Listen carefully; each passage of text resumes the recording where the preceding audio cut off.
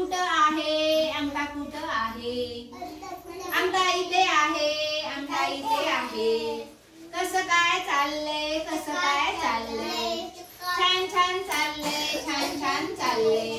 तर्जनी कुठे आहे तर्जनी कुठे आहे तर्जनी इथे आहे तर्जनी इथे आहे कसं काय चाललंय कसं काय चाललंय खूप छान चाललंय खूप छान चाललंय